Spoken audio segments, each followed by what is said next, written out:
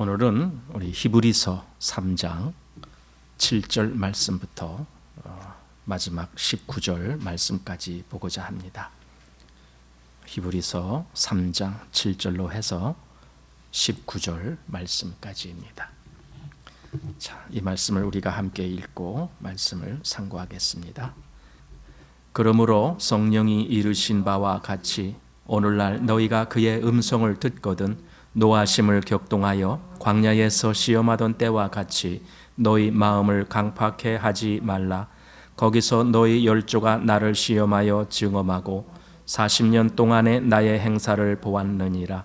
그러므로 내가 이 세대를 노하여 가로되 저희가 항상 마음이 미혹되어 내 길을 알지 못하는도다 하였고, 내가 노하여 맹세한 바와 같이 저희는 내 안식에 들어오지 못하리라 하셨다 하였으니, 형제들아 너희가 삼가 혹 너희 중에 누가 믿지 아니하는 악심을 품고 살아계신 하나님에게서 떨어질까 염려할 것이요, 오직 오늘이라 일컫는 동안에 매일 피차 권면하여 너희 중에 누구든지 죄의 유혹으로 강팍해 됨을 면하라.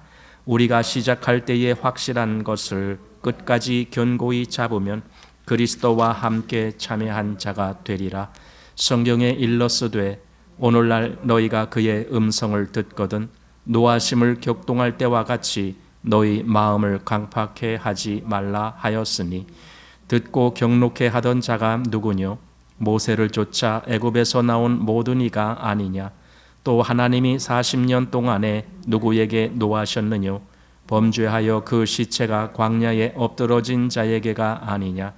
또 하나님이 누구에게 맹세하사 그의 안식에 들어오지 못하리라 하셨느뇨? 곧 순종치 아니하던 자에게가 아니냐? 이로보건대 저희가 믿지 아니하므로 능히 들어가지 못한 것이라. 아멘. 이제 오늘 히브리서 3장, 지난번에 이어서 오늘 두 번째가 됩니다. 지난번에 앞부분 우리가 살펴보았는데 거기에서 예수님에 대해서 말씀하고 그 예수님이 모세보다는 얼마나 더 높으신 분이신가.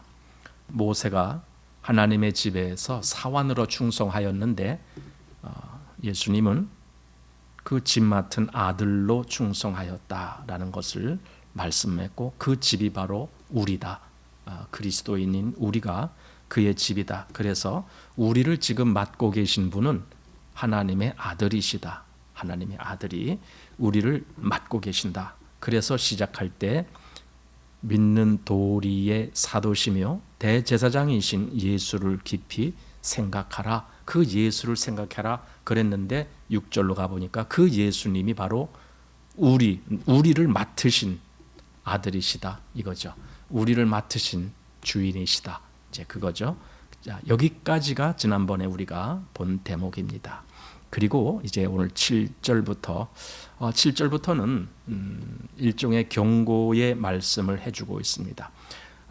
두 번째 경고가 됩니다. 첫 번째 경고는 2장에서 말씀했고, 이제 두 번째 경고의 말씀을 해주는데, 한마디로 3장에서 하는 말씀의 경고는 너희 믿음을 바른 시작을 했으면 끝까지 그 믿음을 지속되게 하라 그거예요. 중간에 변질되지 말아라 그거예요. 그것이 여기 히브리서에서 하는 말씀입니다. 왜냐하면 중간에 변질된 사람들의 예가 구약에 있지 않느냐. 이스라엘 그 조상들을 봐라. 그들이 애굽에서 나온 사람들이 어떻게 됐느냐, 그들이 광야에서 어떻게 됐느냐, 이제 그걸 예를 들면서, 비록 그들이 애굽에서 나오는 것까지 참 그 시작은 좋았죠. 그러나 그들이 광야에서 그 믿음을 지속하지 못하고 오히려 마음이 바뀌어 그들이 하나님을 떠난 그런 마음이 됐을 때 하나님 앞에 그들이 받은 징계가 어떠냐, 지금 그런 예를 들면서, 그러므로 이제 우리에게 경고하기를 우리의 믿음을 확실히 하라 그거죠. 중간에 변하게 하지 말아라 그거죠. 자, 그래서 여기 7절 말씀에 그러므로 성령이 이르신 바와 같이, 성령이 이르신 바와 같이 하면서 어디를 보느냐 하면은 시편 95편을 인용하고 있습니다. 여기 그 7절 중간부터 해서 11절까지의 인용문이 시편 95편 7절로 해서 11절의 말씀을 인용하고 있습니다. 그런데 그 시편에 보면은 95편에 그 95편 표제어에 그런 것이 없어요. 누가 그 시를 지었다 그런 말씀이 없어요. 한마디로 작자 미상 그런 시 이렇게 말할 뻔했습니다. 그런데 여기 히브리서를 보니까 이 시가 다윗이 기록했다라는 기록이 나와요. 이렇게 성경은 그래서 전체적으로 보아야만이 이것이 얼른 풀리는구나. 왜냐하면 4장 7절 보니까 4장 7절 중간에 바로 이 시가 그대로 또 나옵니다. 오늘날 너희가 그의 음성을 듣거든 너희 마음을 강팍해 말라. 이것이 그대로 시편 95편에서 인용한 말씀이거든요. 그런데 여기 7절에 그 앞에 이렇게 기록되어 있다고요.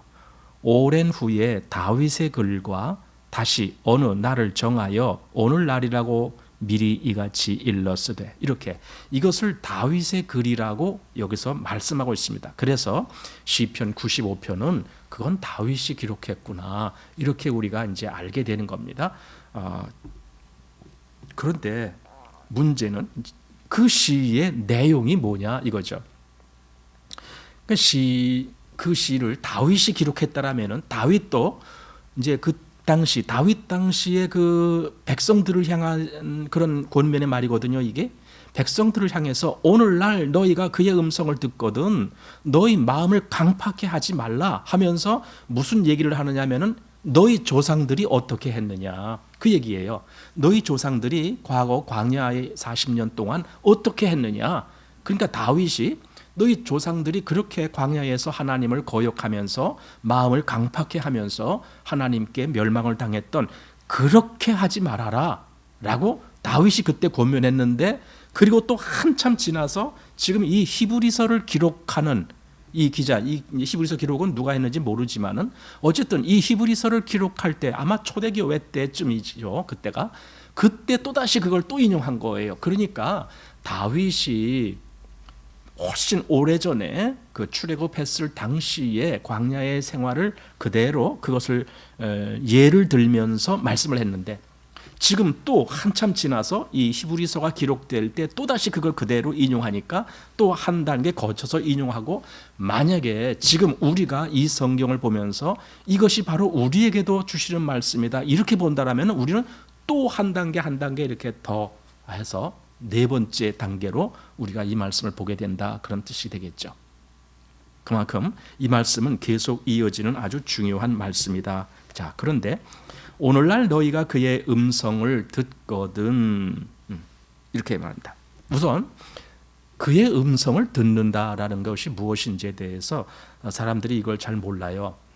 여기 성경에서 지금 그의 음성을 듣거든 할 때는 이거는 갑자기 내가 가만히 이렇게 뭐 상상하고 무슨 생각을 하고 있는데 어디서 갑자기 소리가 휙 들려서 아무개야 뭐 이렇게 부른 그런 음성이 아니에요. 이거는 그렇게 해석하면은 안 됩니다.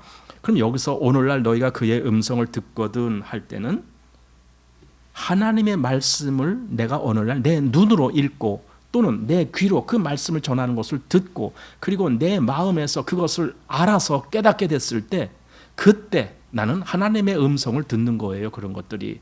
그러니까 내가 하나님의 음성을 어떤 수단, 즉 눈으로 보든 귀로 듣든 또는 마음에서 깨달음으로 오든 해서 그것을 내가 알았을 때 그때 나는 어떻게 해야 되느냐 이거죠.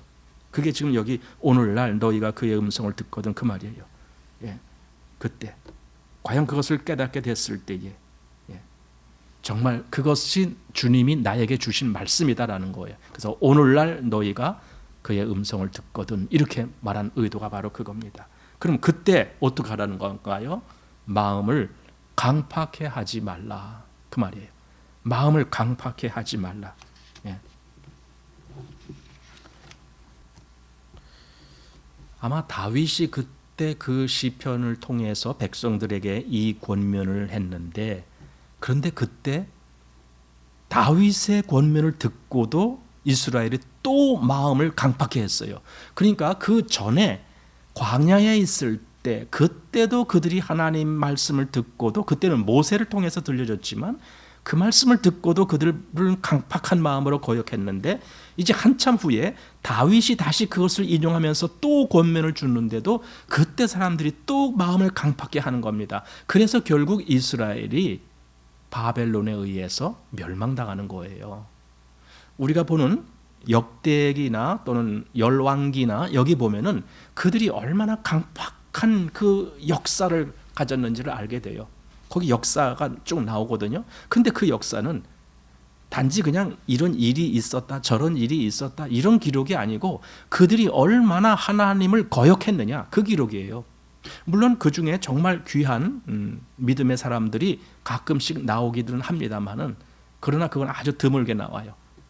많은 왕들이라든가 백성들이라든가 또는 거짓 선지자들이라든가 신실한 선지자들은 손꼽을 정도예요. 그런데 거짓 선지자들은 수백 명씩 막 이렇게 나오는 그런 모습이 거기 기록되어 있어요. 이렇게 하나님을 거역하는 그런 시간들을, 그런 역사들을 쭉 가지고 결국은 어떻게 됐느냐 했을 때 그들이 다 마지막에 멸망당했잖아요. 바벨론에 의해서 멸망당했어요. 그것을 우리가 본다라면은, 만약에 우리도 똑같이 지금 여기 경고항의 중고와 같이 우리도 마음을 강팍해 해서 하나님의 말씀 듣기를 거부하면 결국은 우리도 멸망으로 가는 거예요. 왜냐하면 믿음의 사람은 그렇게 할 수가 없다라는 걸 여기서 지금 말씀하는 거거든요.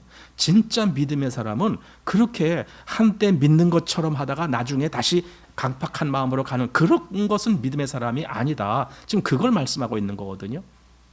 그래서 이제 여기 두 번의 경고인데, 지난번에 2장 할 때에 그 첫 번째 경고가 나왔어요. 2장 1절에 그러므로 모든 들은 것을 우리가 더욱 간절히 삼갈지니, 이거예요. 너희가 하나님 말씀을 들었느냐? 그걸 정말 너희는 정말 삼가라. 그것을 함부로 놓쳐버리지 말아라. 이제 이런 의미로 첫 번째 경고가 나온 것이고, 그리고 오늘 이제 두 번째 경고가 바로 8절이에요.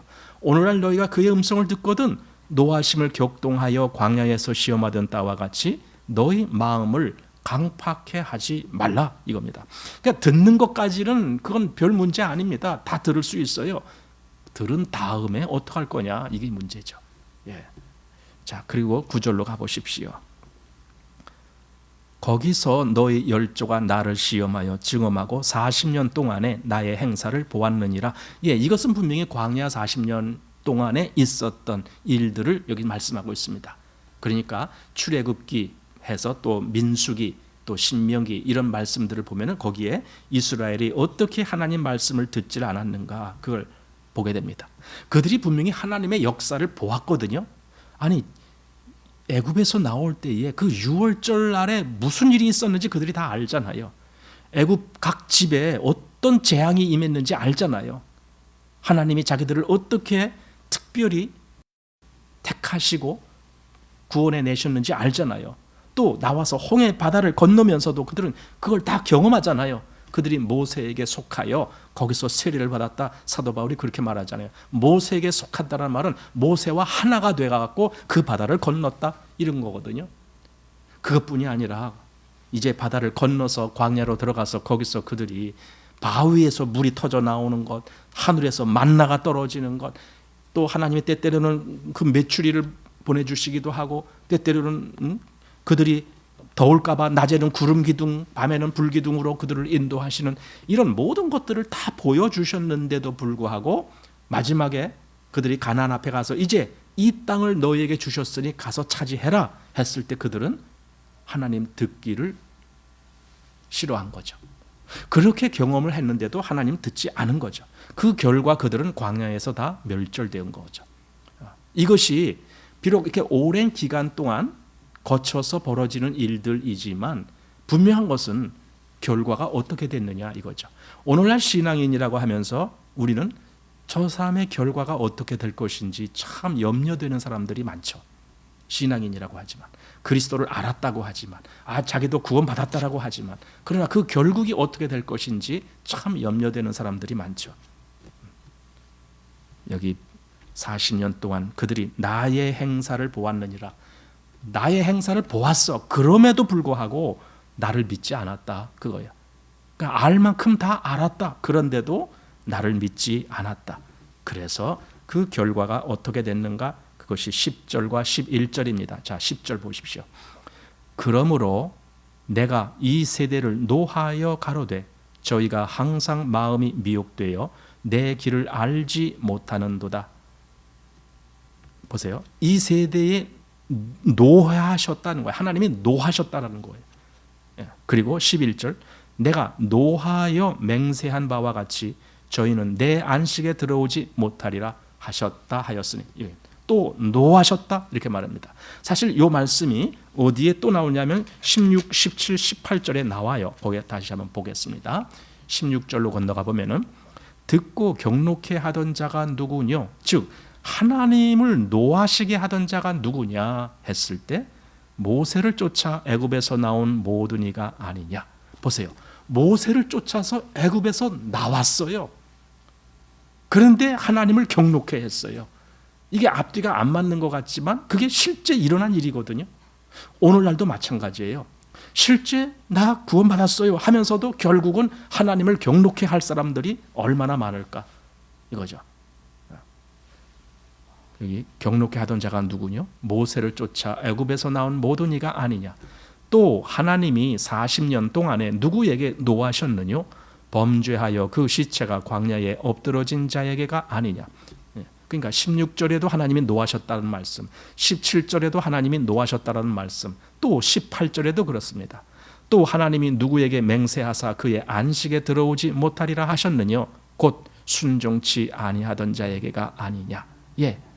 18절에도 누구에게 맹세로 너희들은 안식에 못 들어와 이렇게 딱 잘라서 거부한 그들이 누구였느냐? 순종치 아니하던 자가 아니냐 이렇게 이제 말씀합니다. 결국 그들의 마음이 믿지 않는 마음이 됐다는 거죠. 믿지 아니하는 마음, 믿지 아니하는 악심을 품었다 그래요. 여기 12절에 그렇게 나오고 있습니다.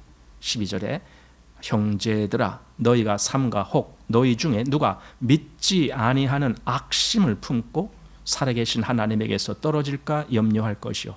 믿지 아니하는 마음이 악심이라는 악한 마음이라는 거예요. 내가 하나님을 믿지 않고 있다면 나는 지금 정말 악한 마음을 갖고 있다. 이걸 알아야 되거든요. 한마디로 이들은 하나님의 모든 역사를 다 보고 경험하고 했어요. 다 알았어요. 그런데도 하나님을 믿지 않았어요. 그러니 얼마나 악한 마음이에요? 왜 그랬을까요? 알고도. 그러니까 몰라서 하나님을 못 믿었다라는 사람은 아주 드물 거예요. 저는 그렇게 생각해요. 몰라서 못 믿어요. 그러나 그건 거짓말일 것 같아요. 알면서도 안 믿어요. 알면서도 순종하기 싫어해요. 왜냐하면 그 마음이 여기 말한 대로 악심이 가득하기 때문에 그래요. 내가 하나님을 믿어요 이렇게 하지만 나는 악심으로 가기를 원해요. 그 악심이 뭔데? 내가 원하는 것이고 내 욕심을 채우는 거죠. 그 악심으로 가길 원해요. 그래서 못 믿는다라는 거죠. 결국은요, 성경에 바로 이스라엘이 이랬기 때문에 나중에 선지자를 보내서 어떤 말씀을 해놓냐면요, 너희는 그 할례 행하는 거, 그거 한다고 너희는 잘했다라고 떠들고 있지만 그따위 거 다 필요가 없다. 진짜 중요한 것은 너희 마음이 할례를 받아야 돼. 즉 너희 마음에서 그렇게 악심을 품고 있는 그것이 다 깨져야 돼. 그 얘기가 예레미야에 나오거든요. 그래서 예레미야서 4장 3절에 너희 묵은 땅을 갈라. 그 마음이 묵은 땅처럼, 되게 묵은 땅은 거기 곡식 재배를 못 하잖아요. 그냥 단단해지고 뭐 돌박 같고 막 그런 땅, 이렇게 묵은 땅 이런 거는 아무것도 못 해요. 이걸 정말 쟁기질하고 이렇게 갈아엎어야 그래야 갖다 뭘 심잖아요. 묵은 땅을 갈라. 또 호세아 10장 12절에 너희 묵은 땅을 기경하라 이렇게 돼 있어요. 그 마음이 그렇게 뒤집어져야 돼. 신약 성경에 오면은요, 이렇게 마음을 갈아엎고 기경하고 하는, 이렇게 하는 사람이 있었어요. 그게 세례 요한이에요. 세례 요한은 예수님보다 더 앞서서 사람들에게 와갖고 그 사람들의 마음을 그리스도에게로 끌어오기 위해서, 그래서 그가 한 일이 뭐냐, 높은 산을 낮아지게 하고 깊은 계곡은 메꿔서 편편하게 이렇게, 이게 마음이 그렇게 된다는 말이거든요. 마음이 막 이렇게 막 높이 나왔다. 그럼 뭔가 이렇게 치고 올라오는 것 같은 그런 느낌이 들잖아요. 또 저 속으로 이렇게 계곡이 있다. 그럼 뭔가 이렇게 숨기고 있고 막 이런 것 같이 보이잖아요. 그게 편편해져야 돼. 이게 마음이. 그렇게 하는 것이 세례 요한의 임무였습니다. 그래서 여기 너희 마음을 강팍해 하지 말라라는 말씀이 있는 거예요. 만약에 이렇게 하나님이 경고의 말씀을 주셨는데도 마음을 강팍해 하면은 그 결과가 어떻게 되는가? 그 12절 하반절에 그렇게 돼 있어요. 누가 믿지 않은 악심을 품고 살아계신 하나님에게서 떨어질까 염려할 것이요. 떨어진다는 거예요. 하나님에게서 떨어진다는 거예요. 시작은 다 똑같이 잘한 것 같았는데 떨어진다는 거예요. 자, 이 말을 이제 오해하기가 쉬운 말인데, 사실은 이런 말 때문에 어떤 사람들은 구원 받았는데도 취소될 수도 있다, 이렇게 해석하는 사람들이 있어요. 흔히 이제 교리적으로 보면은 알미니안주의라고 하는 사람들이 원래 이런 것을 주장합니다. 그러나 이건 구원받은 사람이 구원이 취소됐다가 아니에요. 사실은 그들은 처음부터 바른 믿음이 아니었다, 그 뜻이에요. 처음부터 믿음의 사람 같이 그렇게 행세를 했지만 근본적으로는 그들은 믿음의 사람이 아니었다라는 겁니다. 한마디로 구원은 취소되는 것이 아니다. 진짜 구원을 받은 사람이라면 하나님이 그를 끝까지 지키신다라고 말씀했거든요. 그럼 이것은 그에게 결코 이것은 취소될 수가 없는 부분입니다. 그런데 왜 어떤 사람들은 구원받은 것 같이 하다가 왜 이렇게 떨어져 나갈까? 그들은 하나님의 구원을 받은 적이 없어요. 자기들 스스로가 구원받은 흉내를 냈을 뿐이죠. 마치 그 이스라엘이 광야에 생활할 때에 애굽에서 나오는 과정에서 많은 그 중다한 잡족이 같이 나오죠. 그래서 그들이 광야 생활할 때 그 잡족들이 항상 하나님을 거역하는 일에 주도적인 역할을 합니다. 그래서 사람들을 선동하고 하나님 백성 이스라엘을 선동하고 막 이랬던 것을 보게 됩니다. 결국은 그들을 따랐던 사람들 다 광야에서 죽습니다. 멸망당합니다. 그게 뭐냐면은 똑같이 이스라엘, 그러니까 혈통적으로는 이스라엘이지만 하나님의 믿음의 영역에서 볼 때 그들은 이스라엘이 아닌 거예요. 그 얘기가 어디 나오냐면은 신약성경 로마서에 나오죠. 아마 거기 로마서를 볼까요?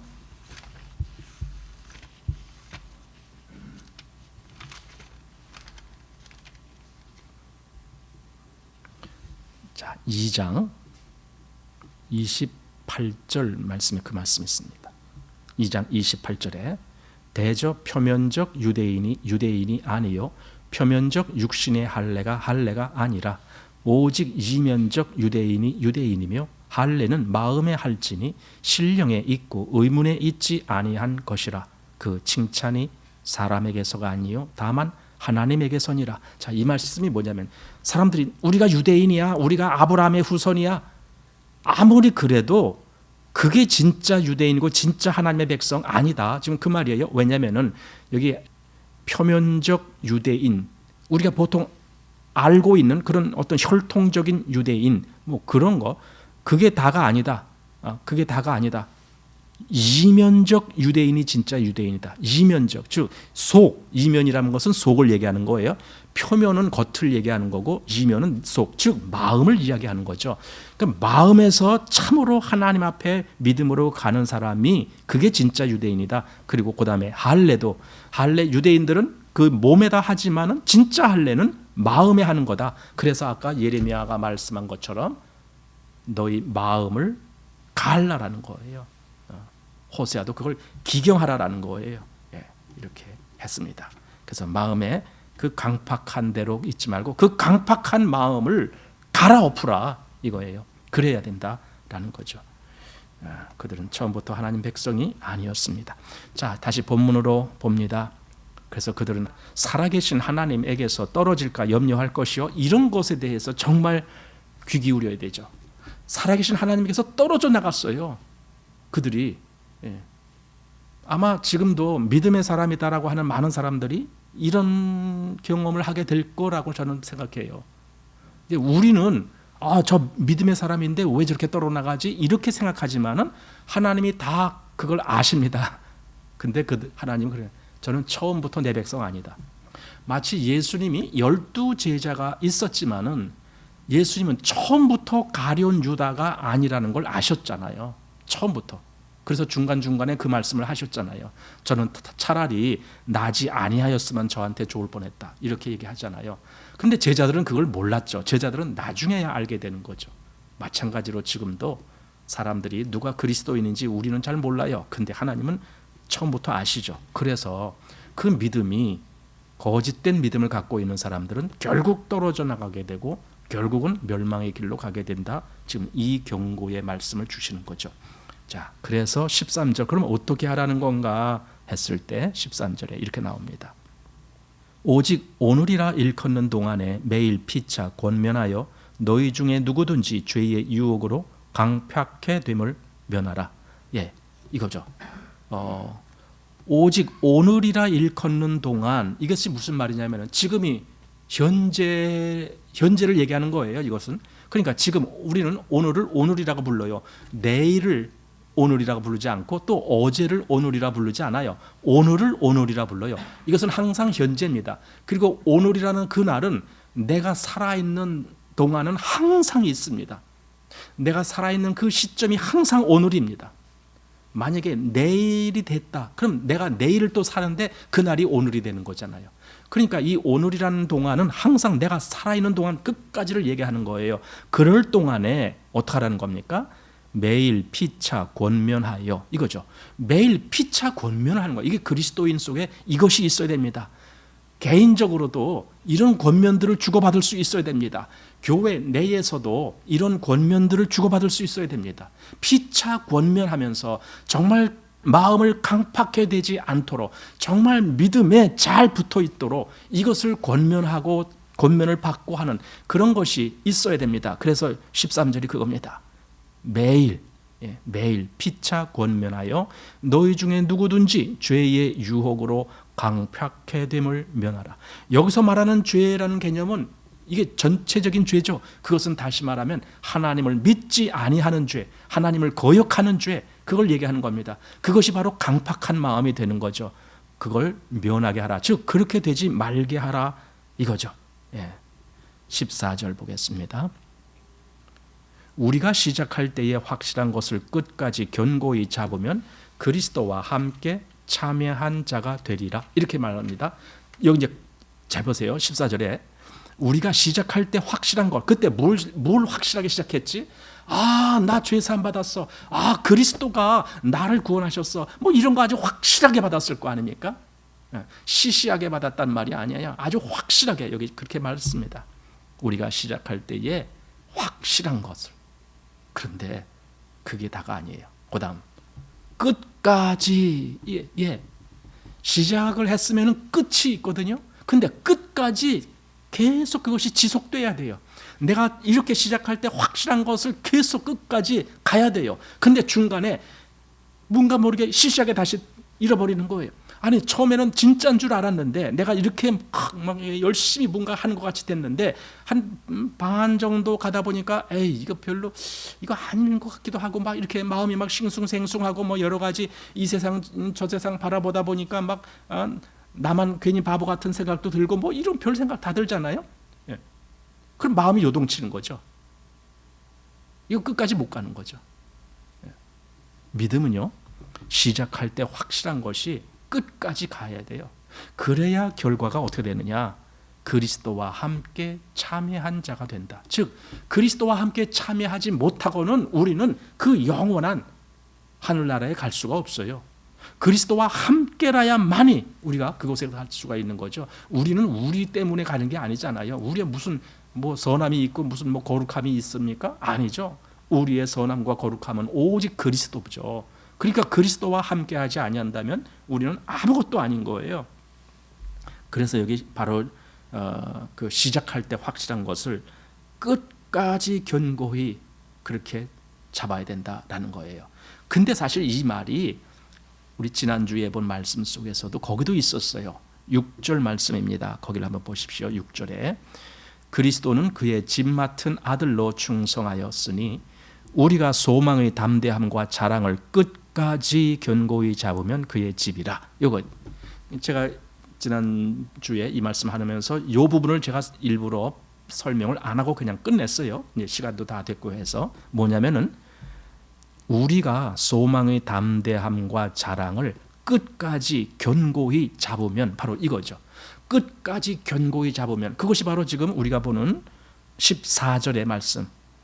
우리가 시작할 때에 확실한 것을 끝까지 견고히 잡으면 이거죠. 똑같잖아요.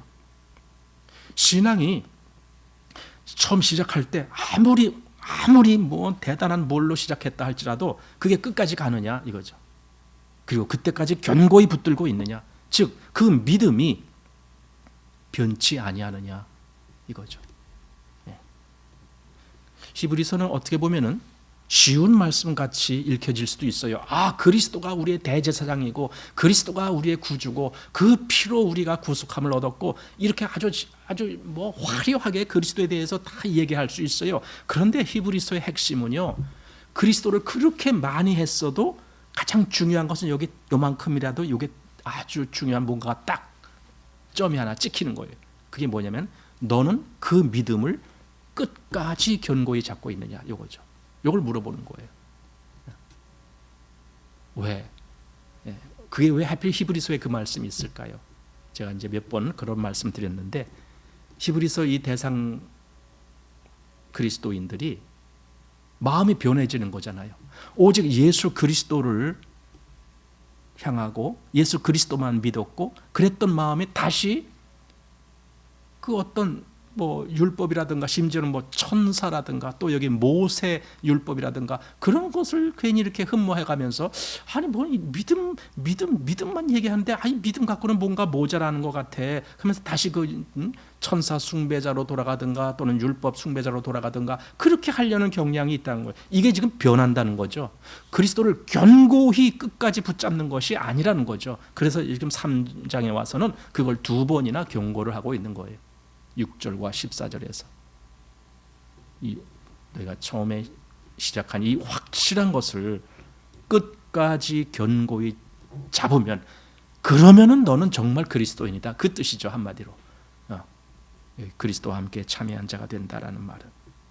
그런데 만약에 그렇지 않다면 너가 그리스도인인 줄 알고 있었지만 너는 그리스도인이 아니야 이거죠. 왜? 광야에서 그 출애굽을 경험하고 홍해 바다를 건넌 그들 중에도 믿음에서 떨어져서 결국은 멸망당한 이들이 있는 것처럼 너도 그렇게 되는 거야. 지금 그 얘기죠. 한마디로 경고의 말씀을 해주고 있는 거예요. 자, 그래서 15절 성경에 일러스되 오늘날 너희가 그의 음성을 듣거든 노하심을 격동할 때와 같이 너희 마음을 강팍해 하지 말라 이거죠. 두 번째 또 인용한 겁니다. 아까 앞에서 한번 그 전체적으로 인용했잖아요. 8절 이하에. 그리고 또 인용한 겁니다. 그리고 아까도 밀지 말씀드렸듯이 4장 7절에 가서 거기서 또 한 번 인용합니다. 그러니까 이 말씀 3번이나 거듭 인용했다는 것은 그만큼 여기서 중요하게 다루고 있다는 겁니다. 뭐냐면은 오늘날 옛날에 그 얘기가 아니고 또는 미래에 그 얘기가 아니고 지금 오늘날 이겁니다. 오늘날 너희가 그의 음성을 듣거든 노하심을 격동할 때와 같이 너희 마음을 강팍해 하지 말라 이거죠. 이게 지금 그들에게 들려주는 아주 중요한 음성입니다. 자, 이제 16절로 가봅니다.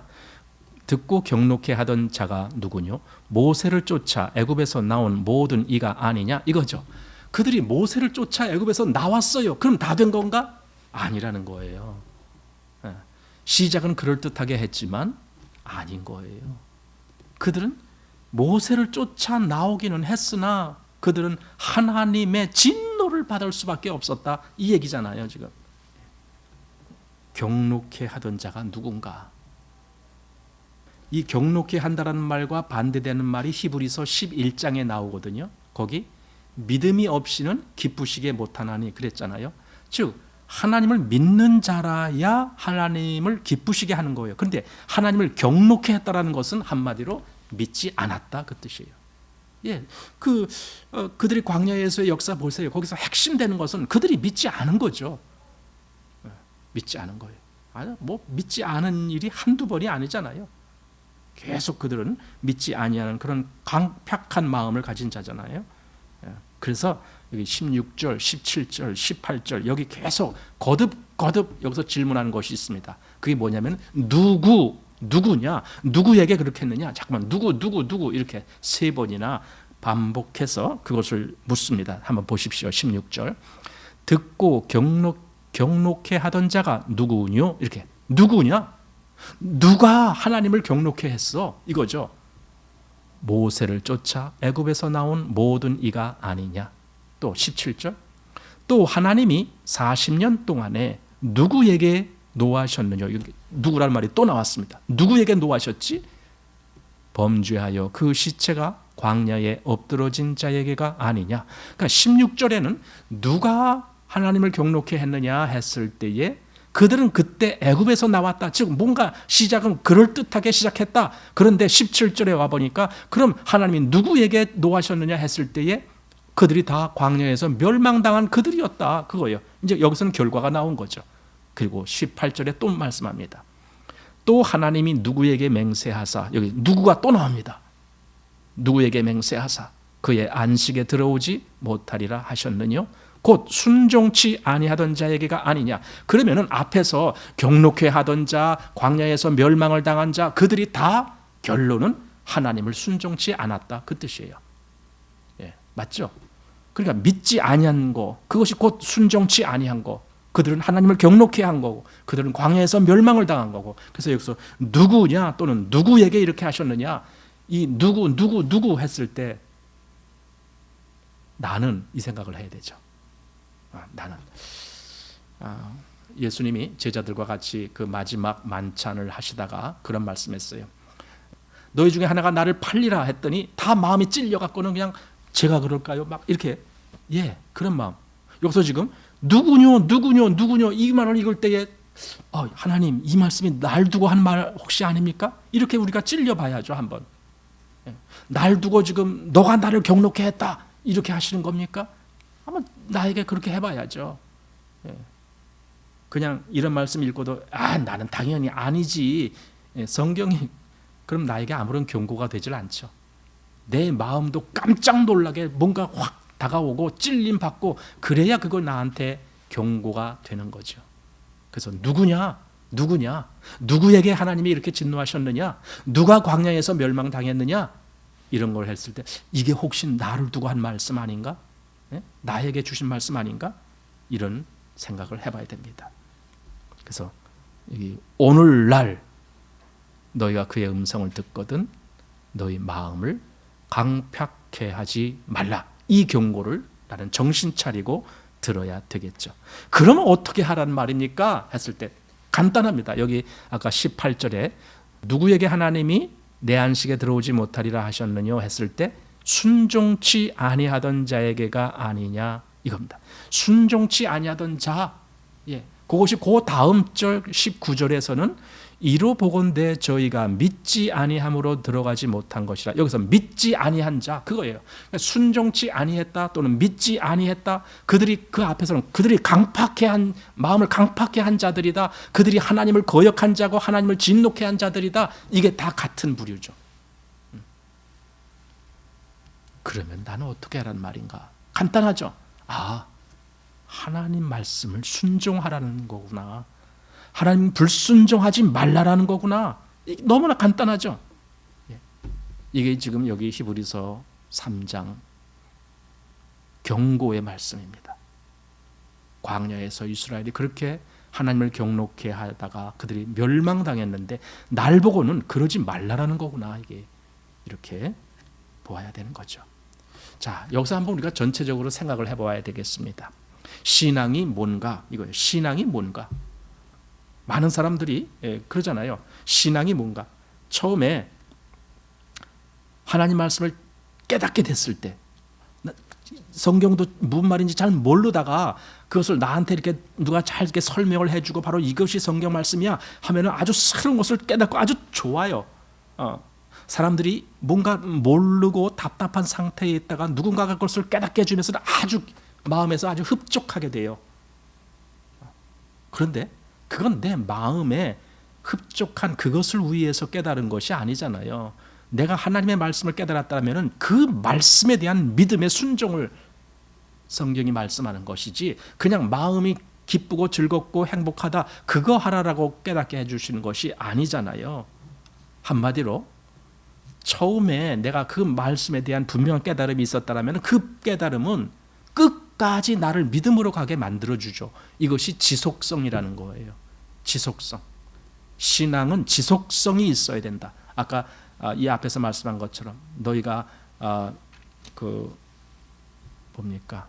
시작할 때에 확실한 것을 끝까지 견고히 잡는 이 지속성, 그걸 얘기하는 거죠. 그리고 하나님이 내 마음에 말씀을 주시는 거예요. 지금 오늘날 너희가 그의 음성을 듣거든 했잖아요. 그럼 나에게 하나님이 말씀을 주시는 거예요. 그런데 우리는 성경에서 하나님의 말씀에 특징이 있다는 걸 우리가 알아야 돼요. 하나님의 말씀은 헛되이 주어지는 경우가 없어요. 열매가 맺혀지게 돼 있어요. 창세기에서는 하나님의 그 말씀에 의해서 천지가 창조가 됐어요. 말씀에 빛이 있으라 하심에 빛이 있었고, 이것처럼 하나님의 말씀이 그냥 헛되이 왔다가 가는 경우가 없다고요. 반드시 거기에 뭔가가 열매가 맺히게 돼 있어요. 우리 이사야서 55장을 보시겠습니다. 이사야서 55장 10절 말씀입니다. 비와 눈이 하늘에서 내려와서는 다시 그리로 가지 않고 토지를 적시어서 싹이 나게 하며 열매가 맺게 하여 파종하는 자에게 종자를 주며 먹는 자에게 양식을 줌과 같이 내 입에서 나가는 말도 헛되이 내게로 돌아오지 아니하고 나의 뜻을 이루며 나의 명하여 보낸 일에 형통하리라. 이게 하나님의 말씀이에요. 하나님의 말씀은 그냥 아무 의미 없이 거저 나가는 그런 것이 아니다. 그러면서 예를 든 것이 비, 하늘에서 비가 내리면 그 비로 말미암아 지금 무슨 역사가 일어나냐, 초목이 다 새롭게 이렇게 생기 있게 그 생명력으로 나오는 것처럼 내 말이 그렇다. 내 말이 그냥 거저 어떤 사람에게 갔는데 거기서 아무 열매가 없다. 사실은 그 말이 그에게 간 게 아닌 거예요. 그거는. 근데 그 사람이 착각을 한 것뿐이죠. 나에게 하나님 말씀이 왔어, 이렇게 착각을 하는 것뿐이죠. 그럼 진짜 말씀이 왔다라면은 하나님의 말씀은 반드시 결실이 있다, 이거죠. 요 앞에 이사야서 45장에서도 한번 그 말씀을 보게 됩니다. 이사야서 45장 한번 보시기 바랍니다. 거기 보면은 나를 헛되이 찾으라 이르지 아니하였노라, 이런 말씀이 있어요. 헛되이 찾는단 말은 뭔가 하나님을 찾았다라고 하지만 결국 그것이 믿음으로 끝까지 지속되지 못하는 것은 다 헛된 거죠. 헛된 거예요. 농사를 짓다 보면은요, 쭉정이라는 것이 있거든요. 제가 어렸을 때 저희 이제 김포에서 제가 자랐는데 거기는 주로 논농사가 아주 많아요. 밭농사보다는 논농사가 많아요. 그 논농사 이제 봄에 되면은 그 벽실을 발화시켜 갖고 그걸 모판이라고 하는 데다 이렇게 해서 거기서 이제 모를 키우죠. 그리고 그 모가 어느 정도 자라면은 그것을 이제 논 전체에다가 이렇게 모내기를 하는 거예요. 그러면은 그게 처음에는 다 똑같은 것 같아요. 다 잘 자라는 것 같아. 다 푸릇푸릇. 그 모내기 하고 한 며칠 한 도주 지나면 거기서 또 이렇게 뭐 중간에 이렇게 뭐가 이렇게 가지가 치죠. 이렇게 처음에 심을 때는 한 3가지 정도, 2-3가지 심었는데 이것이 뭐 5가지 되고 10가지 되고 막 이렇게 풍성하게 이렇게 가지치죠. 그래서 가지들이 축축축 올라옵니다. 그리고 그 위에 이삭이 축축축 맺힙니다. 이게 정상이죠. 이삭이 맺혀서 그래서 추수할 수 있게 되는 거, 이게 정상이죠. 그런데 어떤 가지는 그 이삭이 쭉정이가 달려요.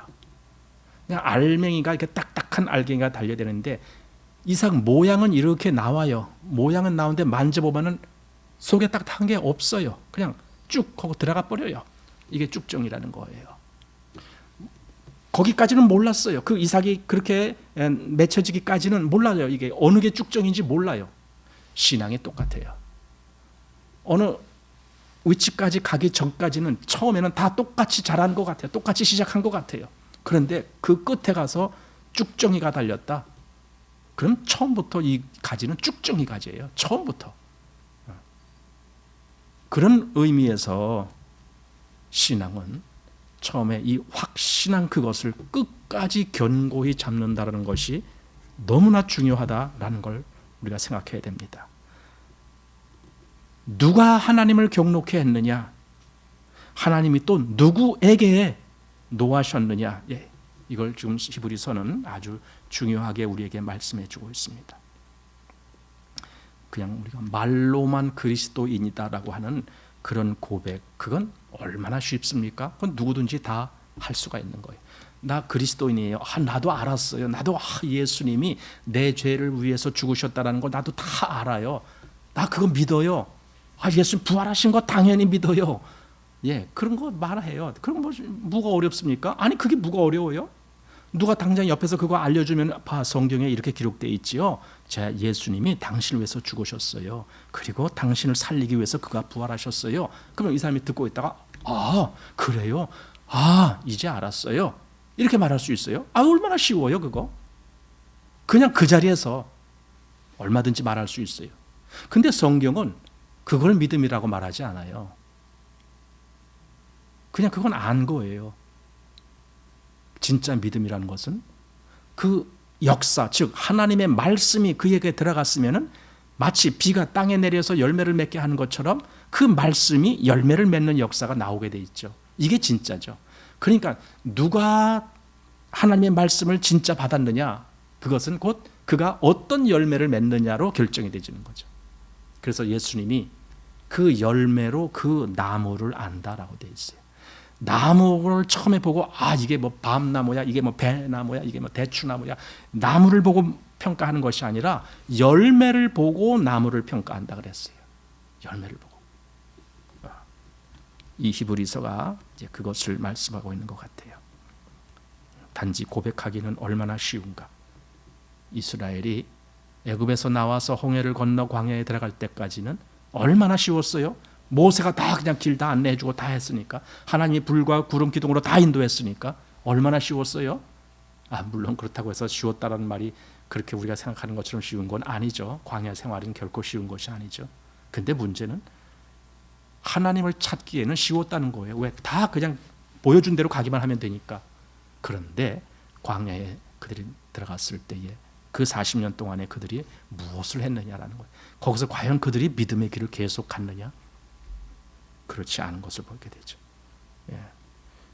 그래서 그 모든 출애굽, 홍해바다 이런 경험을 다 하고도 마음을 강팍해 했다면, 그러면 우리는 그럼 안 그런다고 말할 수 있는가? 우리도 얼마든지 그럴 수 있겠다. 다 경험하고도, 다 알고도 마음을 강팍해 해서 믿음으로 가지 않는 그런 것. 성경을 나 알아. 나 성경 그래도 남들보다 많이 알아. 예수 그리스도에 대한 거 많이 알아. 하나님을 나 많이 알아. 이렇게 말을 하고 그의 이후의 삶이 믿음의 삶이 아니라면은 이것은 우리가 보통 말하는 것처럼 지식적 교만에 머물러 있는 사람이다. 이렇게 말을 합니다. 지식적인 교만. 근데 이 사람들이 스스로 자기가 그리스도인이라고 착각하고 있어요. 이게 광야에서 멸망당한 그런 위치에 있는 사람인데 그들이 착각하고 있다니까요. 근데 사실은 이게 예수님 시대 때도 유대인들이 그랬어요. 요한복음 8장에 보면은 예수님과 대화하는 중에 우리는 아브라함의 자손이야. 우리 아버지가 아브라함이야. 우리 아버지는 하나님이셔. 이런 얘기를 그들이 아주 자랑스럽게 하거든요. 근데 예수님이 그 옆에서 그들에게 너의 아버지는 마귀야. 이렇게 말씀하시잖아요. 그리고 얼마나 큰 착각이에요. 만약에 거기서 그들이 그 예수님의 말을 제대로 분별 있게 들을 수 있었다면 거기서 정말 놀라 자빠질 정도가 돼야 되고, 그러면 그러면은 내가 여지껏 그럼 거짓의 신앙생활을 했단 말입니까? 하고 되물어야 되겠죠. 어떻게 해야 되겠습니까? 그래야 되겠죠. 그런데 그들 중에 아무도 그런 사람이 없어요. 그냥 그러니까 그들의 조상 광야에서 그랬던 것처럼, 또는 다윗 시대에, 또는 그 이후에 여러 왕기들의 그 기록에서 기록된 것처럼, 그리고 예수님 시대에 그 유대인들이 그렇게 예수님 앞에서 자기들이 아주 신실한 하나님의 백성이고 신실한 신앙인이라고 그렇게 생각했던 것처럼, 그게 다 거짓이잖아요. 결국은 다 거짓으로 드러났잖아요. 그런데 왜 오늘날이라고 거짓 그리스도인이 없겠느냐 이거죠. 오늘날에도요 거짓 그리스도인 세고 셌어요. 그걸 보고 우리가 마음에서 정말 이 말씀이 찔림으로 우리 마음에 와야죠. 그래서 오늘 결론, 아까 13절 말씀입니다. 보십시오. 오직 오늘이라 일컫는 동안에 매일 피차 권면하여 너희 중에 누구든지 죄의 유혹으로 강팍해 됨을 면하라. 이게 오늘 권면이에요. 그 마음이 강팍해 되면 안 된다. 저는 이 강팍해 된다는 것이 요즘 말로는요, 그런 것이 있어요. 심장 혈관이 강팍해 되는 걸 뭐라고 하는데, 딱딱하게 되는 걸 뭐라고 하죠? 갑자기 용어가 생각이 안 나는데, 완전히 막혔다가 아니고 경색이라고 하죠. 심장혈관 경색 그러잖아요.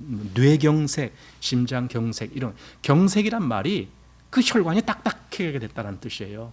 딱딱하게. 근데 여기 강팍해 됐다는 말 속에 그런 의미가 있어요. 마음이 돌덩어리처럼 딱딱하게 됐다 이거예요. 마음이 다 하나님의 진노로 멸망당했습니다.